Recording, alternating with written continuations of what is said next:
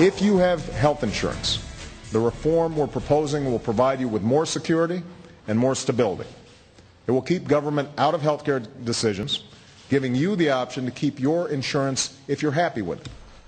Perhaps the biggest concern for many Americans being able to keep their current health care plan. President Obama says you can, but for how long? We're back with Betsy McCoy. Also joining the panel, Wall Street Journal assistant editorial page features editor James Freeman, senior editorial page writer Joseph Rago, and Washington columnist Kim Strassel. All right, Joe, let's take them one by one. Let's start with that claim that you will be able to keep your health plan if you want to. Can you? Is that true? Well, no, I don't think so at all. First, you're going to have a government insurance option like Medicare, but open to the middle class, that will pay doctors and hospitals sub-market rates, undercut private insurers. Private insurers will be regulated to within an inch of their life, basically.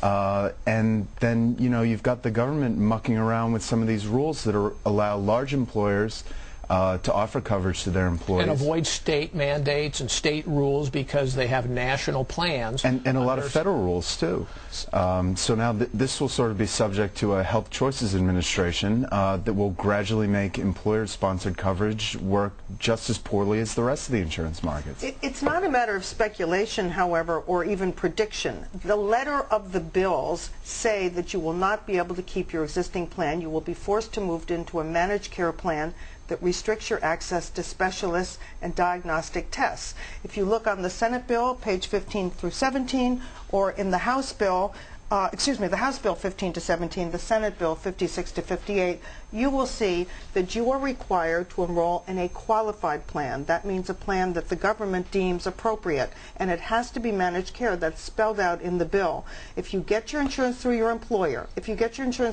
as most Americans do, your employer will have a grace period in which to move you into managed care. If you buy your insurance individually through a broker, for example, you won't have a grace period.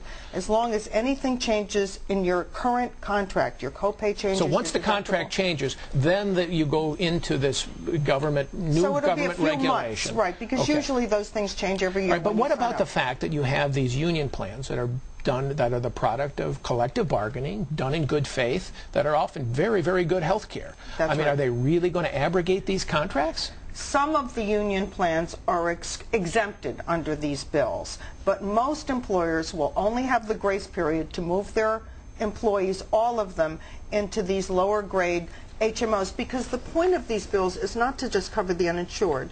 It's to limit everyone's health care consumption, and using managed care will do that, and to ensure that everyone has the same health care experience regardless of ability to pay.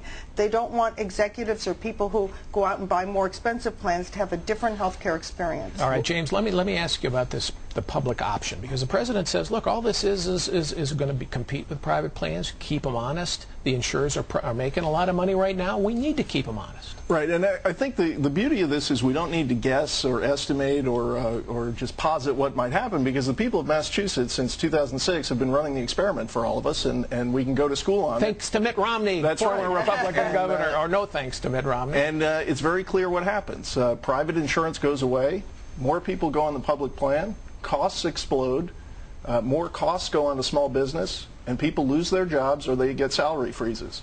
That's a very important point, that more and more people are losing their jobs in Massachusetts. I was reading about an employer just today who had to close up part of her business, close one office, sell a couple of trucks, and lay off an employee in order to meet the government requirement to pay for health insurance.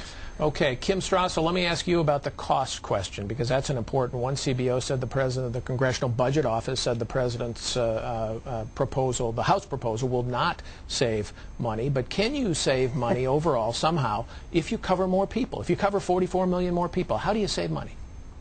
Well, the argument that the White House had always made is that if you did that and you had more competition and you somehow managed to get more efficiency across the board, that you could lower costs in the long term. The CBO has blown that up. You know, they have done an initial analysis of the House bill.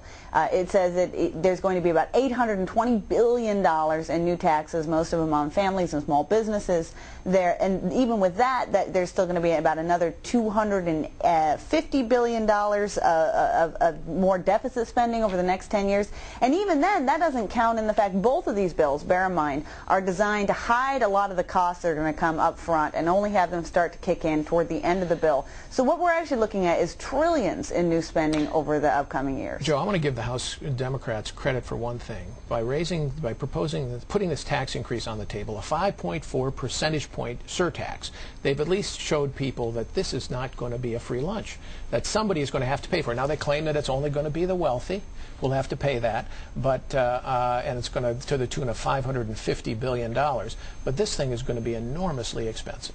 Yeah, I mean, all government health programs sort of start small and grow over time. That was the experience with Medicare. And this is sort of from the same playbook. On the taxes, you know, when you've got some states, California, New York, with top rates pushing 50%. 60%. 60%. Higher than Sweden. Federal, state combination. Oregon, California, New York, New Jersey would have top marginal tax rates higher than almost all of Europe. Yeah, and the truth is you can't finance health care for 98% of the population with tax increases on 2%. 2% of the population. So eventually this is just going to have to reach down into the middle class. There's just no way to make the money work. All right, thank you all. Still ahead, the politics.